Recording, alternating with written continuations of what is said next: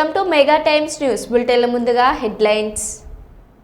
రాజన్న సిరిసిల్ల జిల్లా BRS party కార్యాలయంలో నిర్వహించిన హనుమాన్ పూజ కార్యక్రమంలో పాల్గొన్న బీఆర్ఎస్ వర్కింగ్ ప్రెసిడెంట్ కేటీఆర్.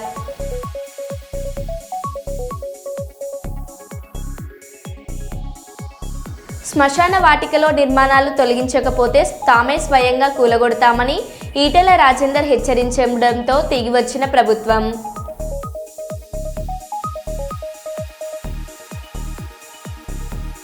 వరి ధాన్యం కొనుగోలు కేంద్రాన్ని ప్రారంభించిన ఎమ్మెల్యే యశస్విన్ రెడ్డి.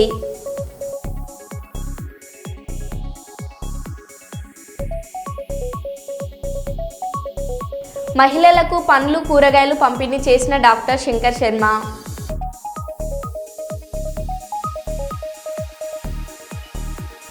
సింగపూర్ అగ్ని ప్రమాదంపై స్పందించిన మోదీకి కృతజ్ఞతలు తెలిపిన డిప్యూటీ సీఎం పవన్ కళ్యాణ్.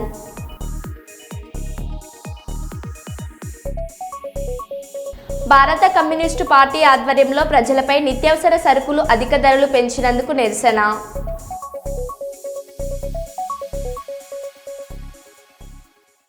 ఇక వివరాల్లోకి వెళ్తే, కర్నూలులోని వీకేర్ స్కిన్ క్లినిక్ ముందు ఏవైఎఫ్ఐ ఆధ్వర్యంలో ధర్నా చేశారు. వీకేర్ స్కిన్ క్లినిక్ ఎలాంటి ప్రభుత్వ అనుమతులు లేకుండా నిర్వహిస్తున్నారని వెంటనే వైద్య అధికారులు స్పందించి చర్యలు తీసుకోవాలని వారు నినాదాలు చేశారు.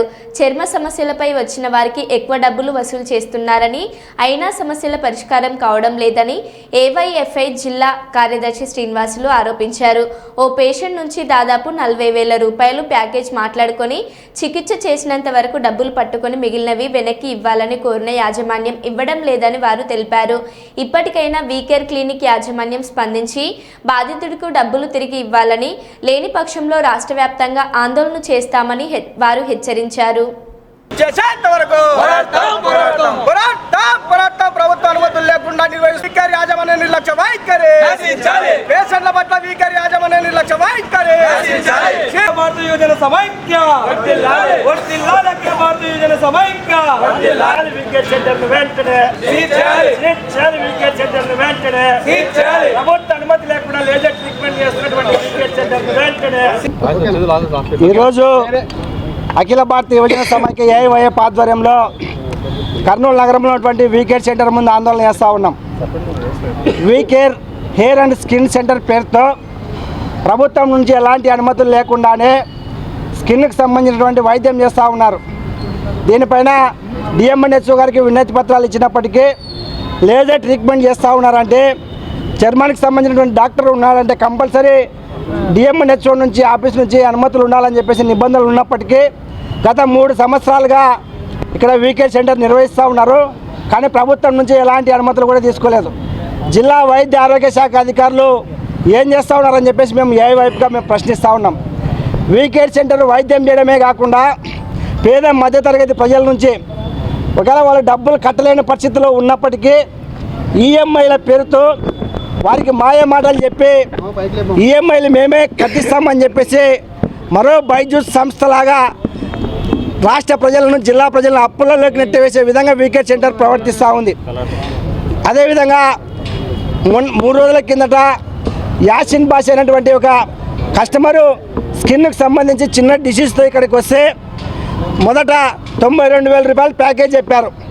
90,000 రూపాయలు మేము కట్టలేమని చెప్పేసి అతను వస్తూ ఉంటే మరీ పైకి తీసుకెళ్ళి ఈరోజు ఆఫర్ ఉంది, మీకు 40,000 రూపాయలకే మేము ఇస్తామని చెప్పేసి 40,000 రూపాయలు 6 సార్లు మీకు వైద్యం చేస్తామని చెప్పి చెప్పారు. సరే 40,000 కట్టి ఒకసారి వైద్యం తీసుకున్న తర్వాత అతనికి సైడ్ ఎఫెక్ట్ అంటే తలవాసి మొత్తం తలనొప్పి ఎక్కువ రావడంతో నాకు వద్దని చెప్పేసి వాళ్ళ దగ్గరికి వెళ్ళాడు. దాంతోపాటుగా అతనికి 2 సంవత్సరాల కింద యాక్సిడెంట్ జరిగిందని చెప్పేసి ఆ పాత రిపోర్ట్లు తీసుకొని పాత డాక్టర్ దగ్గరికి వెళ్తే మీరు లేజర్ ట్రీట్మెంట్ తీసుకోవద్దని చెప్పేసి అతని సలహా మేరకు మాకు ఈ విధంగా డాక్టర్లు లేజర్ చికిత్స వద్దంటున్నారు కాబట్టి మీరు ఒకసారి వైద్యం చేశారు, మేము 40,000 రూపాయలు డబ్బులు కట్టాము, మీకు ఎంత ఖర్చు అవుతుందో ఆ ఖర్చు పట్టుకొని మిగతా డబ్బులు మాకు ఏంటి అని చెప్పి చెప్తే రూల్స్ ప్రకారం ఆ విధంగా ఒప్పుకోవు, మీరు మొత్తం వైద్యం చేయించుకోవాల్సిందే, లేదంటే ₹1 కూడా డబ్బులు ఇచ్చేటువంటి పరిస్థితి లేదని చెప్పేసి ఇక్కడ ఉన్నటువంటి వీకేర్ సెంటర్ వాళ్ళు చెప్తా ఉన్నారు. అంటే మీరు చనిపోయినా పర్వాలేదు కానీ మాకు ఇచ్చినటువంటి డబ్బులు మాత్రం మేము ఇవ్వమనే విధంగా వీకేర్ సెంటర్ వాళ్ళు ప్రవర్తిస్తూ ఉన్నారు. కాబట్టి బాధ్యతల తరపున అఖిల భారతీయ యువజన సమైక్య ఏఐవైపుగా మేము ఇక్కడ ఆందోళన చేస్తూ ఉన్నాం. ఇప్పటికైనా జిల్లా వైద్య ఆరోగ్య శాఖ అధికారులు ప్రభుత్వ అనుమతి లేనటువంటి వీకేర్ సెంటర్ను వెంటనే సీజ్ చేయడంతో పాటు ఎవరైతే బాధ్యతలు ఉన్నారో వాళ్ళందరికీ వారు కట్టినటువంటి డబ్బులు తిరిగి వచ్చే విధంగా చర్యలు తీసుకోవాలని చెప్పేసి ఏఐవైపుగా మేము డిమాండ్ చేస్తూ ఉన్నాం. దీనిపైన ఈరోజు కర్నూలు ఆందోళన చేస్తూ ఉన్నాం. వాళ్ళు కానీ ఆలోచన మార్చుకొని కస్టమర్లకు న్యాయం చేయకపోతే మాత్రం ఏఐవైఎఫ్ రాష్ట్ర కమిటీ కూడా అవసరమైతే రాష్ట్ర వ్యాప్త ఆందోళన కూడా చేస్తామని చెప్పేసి మేము తెలియజేస్తూ ఉన్నాం. ఈరోజు గోదావరి కనిలో ఎన్ఎస్యుఐ జిల్లా వర్కింగ్ ప్రెసిడెంట్ మెంటం ఉదయ్ రాజ్ ఆధ్వర్యంలో ఎన్ఎస్యుఐ ఆవిర్భావ దినోత్సవ వేడుకలు ఘనంగా నిర్వహించారు. ఈ కార్యక్రమానికి ముఖ్య అతిథిగా కాంగ్రెస్ పార్టీ సీనియర్ నాయకులు కాల్వ లింగస్వామి మరియు రామగుండం కార్పొరేషన్ అధ్యక్షుడు బొంతల రాజేష్ హాజరై కాంగ్రెస్ పార్టీ అనుబంధ సంస్థ ఎన్ఎస్యుఐ 54వ ఆవిర్భావ దినోత్సవం సందర్భంగా గోదావరి కని రీగల్ చౌరస్తాలో ఎన్ఎస్యుఐ జెండా ఆవిష్కరించారు. అనంతరం కేక్ కటింగ్ చేశారు. ఈ సందర్భంగా కార్పొరేషన్ అధ్యక్షులు బొంతాల రాజేష్ మరియు మెంటం ఉదయ్ రాజు మాట్లాడారు. ఈ కార్యక్రమంలో కాంగ్రెస్ పార్టీ సీనియర్ నాయకులు, తాజా మాజీ కార్పొరేటర్లు, డివిజన్ అధ్యక్షులు, సోషల్ మీడియా వారియర్లు తదితరులు పాల్గొన్నారు.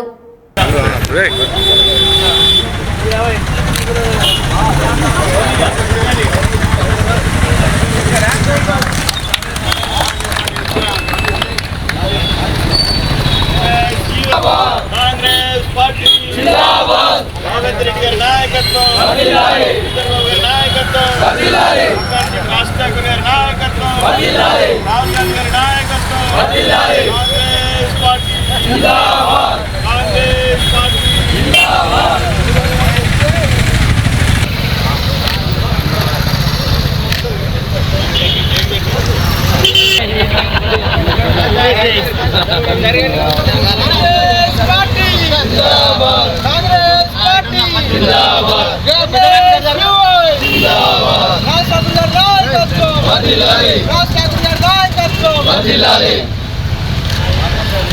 రాహుల్ గాంధీ గారి నాయకత్వం రాహుల్ గాంధీ గారి నాయకత్వం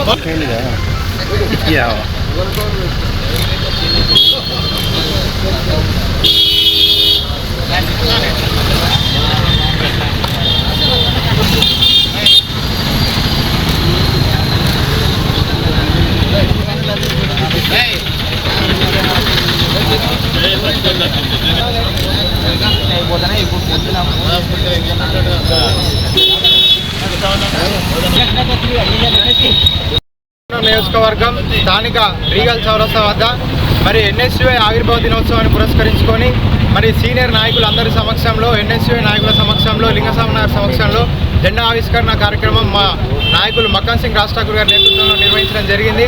మరి ఏదైతే ఈ యొక్క పెరుగుతున్నటువంటి నాగరికతని దృష్టిలో పెట్టుకొని దూరదృష్టితోటి నాటి ప్రధానమంత్రి వర్యులు ఉక్కు మహిళ అయినటువంటి ఇందిరాగాంధీ గారు 1971లో ఏప్రిల్ 9వ రోజున మరి చదువుకున్న విద్యార్థులందరూ కూడా రాజకీయాల్లోకి రావాలి, ఒక విప్లవాత్మకమైనటువంటి మార్పు తీసుకురావాలంటే అది కేవలం యువతతోటి, చదువుకున్న విద్యార్థులతోటి సాధ్యమని ఈ యొక్క ఎన్ఎస్యుని ఆవిర్భవించడం జరిగింది. మరి ఒక దేశాన్ని అత్యున్నతమైనటువంటి స్థాయిలో యొక్క ప్రపంచంలోనే ఉంచాలని చెప్పిన వాళ్ళ మా అందరూ కూడా గర్వకారణం. మా సీనియర్ నాయకులు అందరూ కూడా ఎన్ఎస్యుఐ నుంచి వాళ్ళ ఈ స్థాయికి రావడం జరిగింది.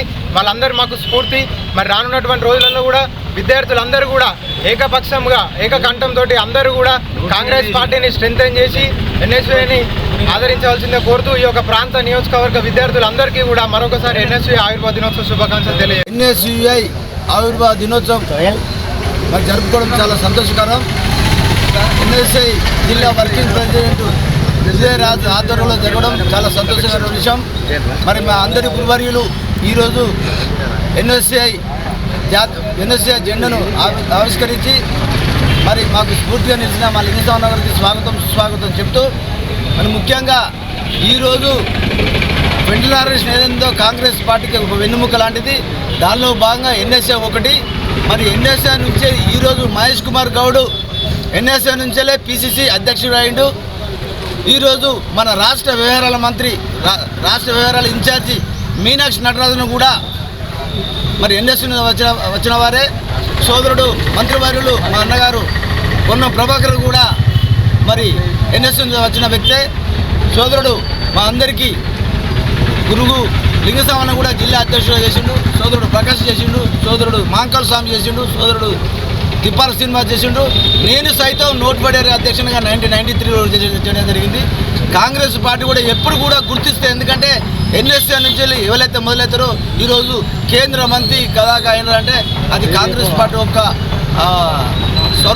స్వభావం అది. ఎందుకంటే పూర్తి స్థాయిలో ఎన్ఎస్ఐ లీడర్ కాంచెల్లి ఇంత ఎదిగిందంటే అది ఎన్ఎస్ఐల బాధ్యత, పార్టీ గుర్తిస్తుంది. కాబట్టి ఖచ్చితంగా రాబోయే రోజులలో స్టూడెంట్ ఆర్గనైజేషన్ యూత్ మొత్తం కూడా మరి రాజకీయాలు వచ్చి మంచి సందేశాన్ని ఇచ్చి ఈ దేశ భవిష్యత్తు కోసం మరి కాపాడాలని చెప్పి మరి ఈ యొక్క కార్యక్రమానికి సోదరుడు ఉదయరాజ్ మమ్మల్ని పిలిచినందరికీ కూడా సోదరుడికి కృతజ్ఞతలు చెప్తున్నాం. Thank you.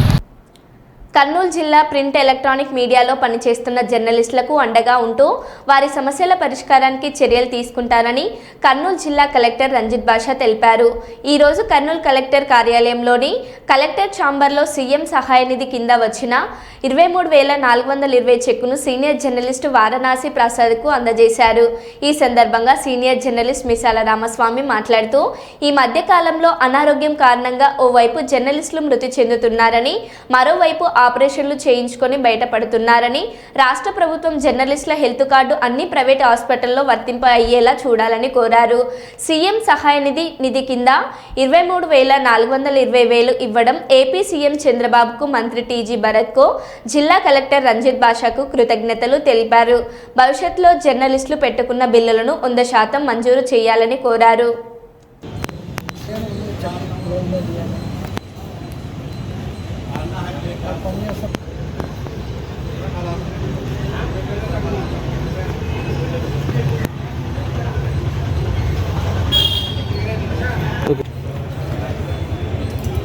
కొన్ని అనారోగ్య కారణాల వల్ల హాస్పిటల్లో జాయిన్ అవ్వాల్సి వచ్చింది.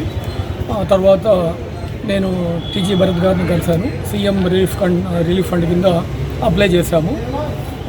అది వచ్చేసి మనము 45,000 రూపాయలకు గాను మనకి సీఎం రిలీఫ్ ఫండ్ ద్వారా 23,000 వచ్చింది.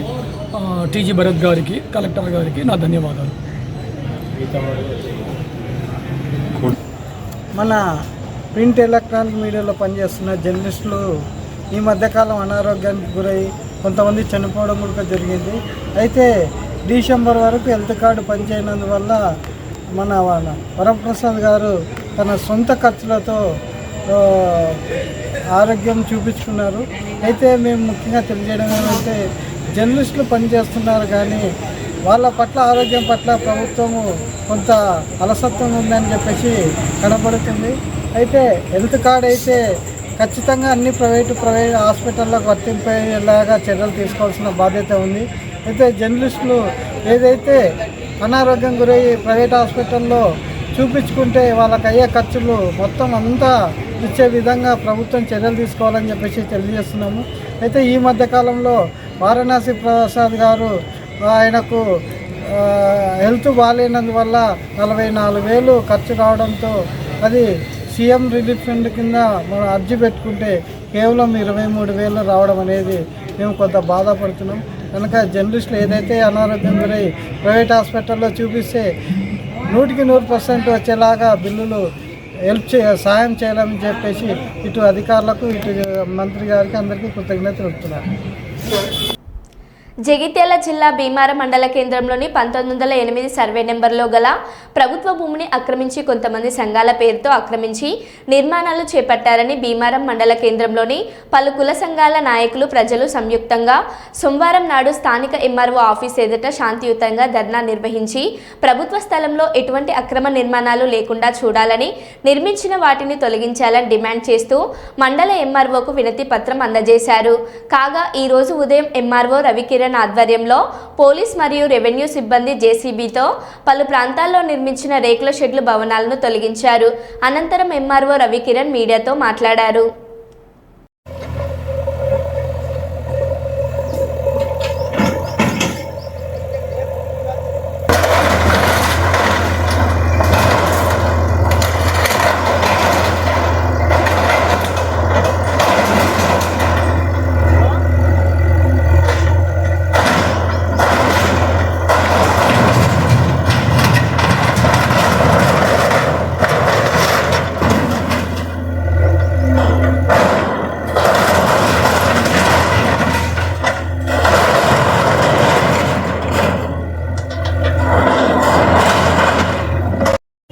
గుడి పేరు వీడియో రికార్డ్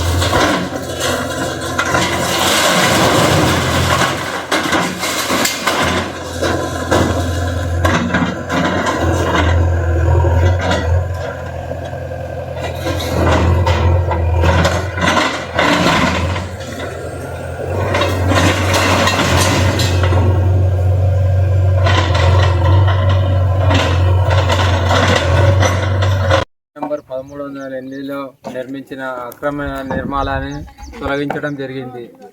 భవిష్యత్తులో ఎవరు కూడా ప్రభుత్వ కార్యాలయం మినహా ఎవరు కూడా ఆక్రమించిన వారిపై చర్యలు తీసుకోబడ్డాయని మీ ద్వారా తెలియజేయాలి. ఎంతమంది సార్ ఆక్రమించి ఇంకా జరుగుతుంది, ఆక్రమణ తొలగింపు జరుగుతుంది. పూర్తి సమాచారం తెలుస్తుంది. 5, 6 ఉన్నట్టు మాకున్న సమాచారం అవన్నీ తొలగించడం జరుగుతుంది. గుడి దర్గాకి గతంలో మండలం కానప్పుడు సంబంధిత గ్రామ పంచాయతీ నుంచి అనుమతి పొంది వాళ్ళు నిర్మించుకోవడం జరిగింది. దాని తదుపరి కార్యక్రమం అధికారులకు తెలియజేసి వాటిపై చర్యలు తీసుకోవడం జరుగుతుంది.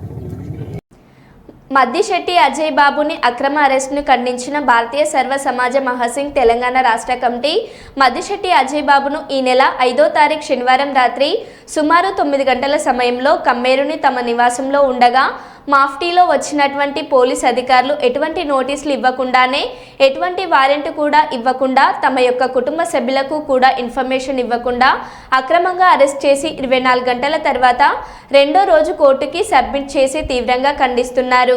దానితో పాటు మద్దిశెట్టి అజయ్ బాబు ఖమ్మం అర్బన్ పోలీస్ స్టేషన్లో 1వ తారీఖు 4వ నెల 2025 నాడు ఎఫ్ఐఆర్ అయినా కూడా 5గురిని అరెస్ట్ చేయకుండా ఆంధ్రాకి సంబంధించిన వాళ్ళని కేసు పెట్టిన అజయ్ బాబుని అరెస్ట్ చేయడం అని తీవ్రంగా ఖండిస్తూ వీలైనంత త్వరగా అజయ్ బాబుని రిలీజ్ చేయాలని, లేని పక్షంలో తెలంగాణ రాష్ట్ర వ్యాప్తంగా ఉన్న భారతీయ సర్వ సమాజ్ మహాసంఘ్ కార్యకర్తలందరం కూడా శాంతియుతంగా రోడ్లెక్కి నిరసన వ్యక్తం చేస్తామని హెచ్చరించారు. కొత్తగూడెం జిల్లా ఇల్లందులో మీడియా ప్రెస్ సమావేశం ఏర్పాటు చేయడం జరిగింది. మొన్న పోయిన శనివారం నైటు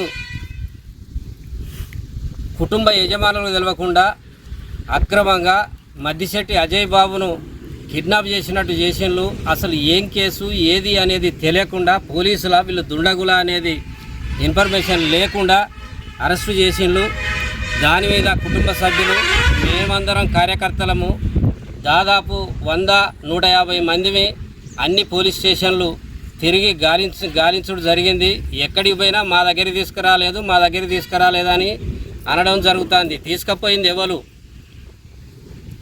టౌన్ పోలీస్ స్టేషన్కు పేరు చెప్పి తీసుకెళ్లారు. టౌన్ అర్బన్కు పోయి అడిగితే మా దగ్గర తీసుకురాలేదు, మాకు తెలియలేదని వాళ్ళు అన్నారు. అని మళ్ళీ కొద్దిసేపటికి హైదరాబాద్కు తీసుకుపోయారని చెప్పారు. హైదరాబాద్కు పోయి 4-3 పోలీస్ స్టేషన్లో తిరిగితే లాస్ట్కు తుర్కలగూడ పోలీస్ స్టేషన్కు పోయి ధర్నా కూడా సిద్ధంగానే కార్యకర్తలమందరం ఏకమైన సంగతి తెలిసిందే. దీని మీద సిఐ గారు మా దగ్గరే ఉన్నాడు అని చెప్పడం జరిగింది. ఇది మొత్తం మీద అక్రమంగా ఇలాంటి జరగకూడదని మేము డిమాండ్ చేస్తాను.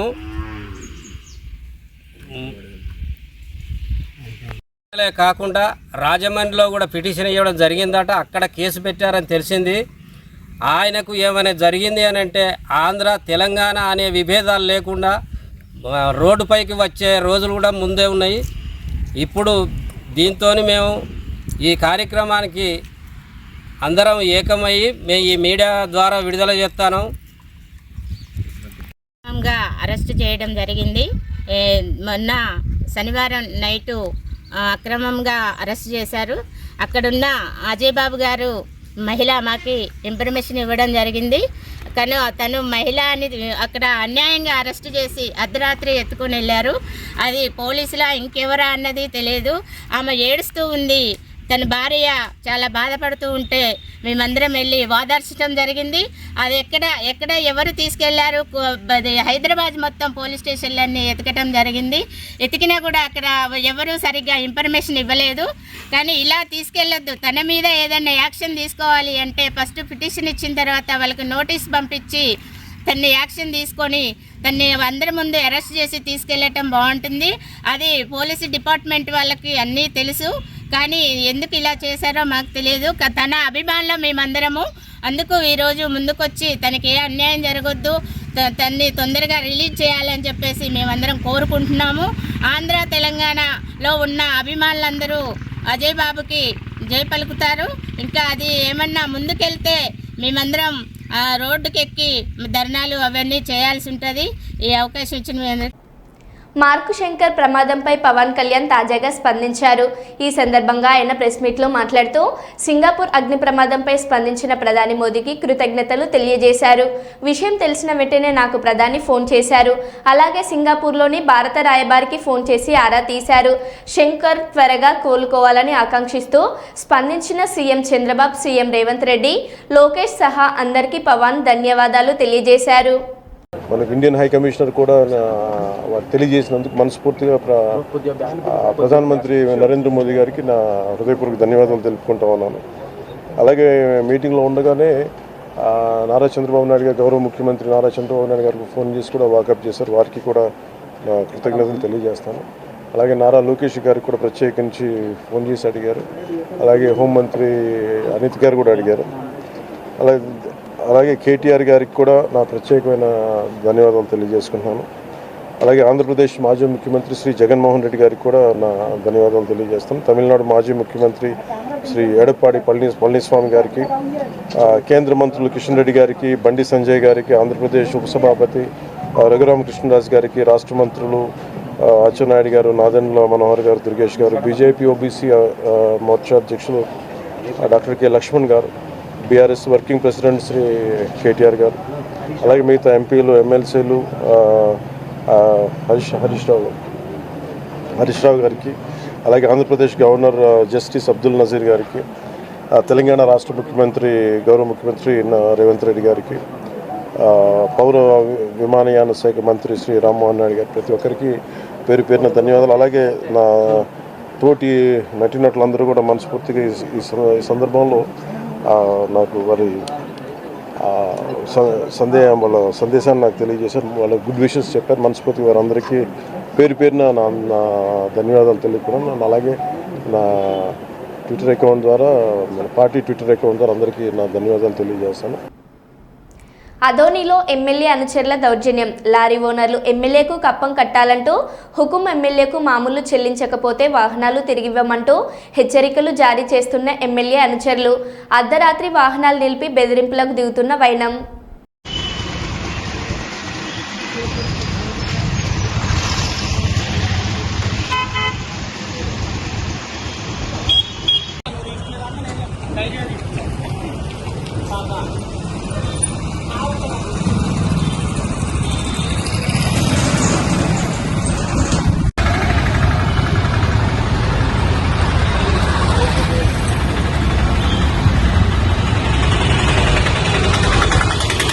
గౌడు సాయి వీళ్ళిద్దరూ వచ్చి బండి ఆపు, సైడ్ పెట్టి మీ ఓనర్కి ఫోన్ చేయని చెప్తున్నారు. చెప్తే ఏందన్నా మాట్లాడండి, ఇది మాకు కూడా తెలియదు కదా ఏం ఇది పరిస్థితి అని చెప్పినాము. వాళ్ళు ఇంట్లో పోలీస్ స్టేషన్కి తిప్పుకోరా అని బండి వాపస్ తిప్పుకొని వచ్చినాము. పోలీస్ స్టేషన్లో పెట్టినారు. పెట్టి వాళ్ళు నువ్వు బండి కాడ ఉండని చెప్పినారు, నా బండి కాడే ఉన్నాను అంతే. ఇంకా ఎవరు వాళ్ళు? వాళ్ళు వీళ్ళు సార్ నాగరాజు గౌడు, సాయి, పార్టీకి చెందిన వాళ్ళు? బీజేపీ కార్యకర్తలు వాళ్ళు. ఏమన్నారు వాళ్ళు? వాళ్ళు ఇదే సార్ బండి సైడ్ పెట్టి మా సార్ చెప్పేంత వరకు బండి తీయద్దు నువ్వు, మా సారు బండి ఆపమన్నాడు, ఆపనాము. 2 నెలల నుంచి 2 నెలలు అయింది ఫోన్ చేసినాము. ఫోన్ చేస్తే మీ ఓనర్ వచ్చి సార్ దగ్గర మాట్లాడలేదు, అందుకోసమే బండి ఆపుతున్నాము, పోలీస్ స్టేషన్లో పెడతాము, మీరు పొద్దున మాట్లాడుకొని తీసుకోపోండి అని చెప్పి స్టేషన్ కాడ పెట్టినారు బండి తెచ్చి. ఆర్టీఓ సార్ వచ్చినాడు పొద్దున, చూసినాడు, కరెక్ట్గా కాటా ఉంది, కరెక్ట్గా ఉందని చెప్పేసినాడు. కాటా చేసినాము, ఇదేం లేదు కరెక్ట్గా ఉంది టన్నేజ్ అంతా అని చెప్పినాడు. చెప్పి ఆయన వెళ్ళిపోయినాడు. నా పేరు లంకన్న, పి లంకన్న. మరో బులెటిన్లో మళ్ళీ కలుద్దాం. Stay tune.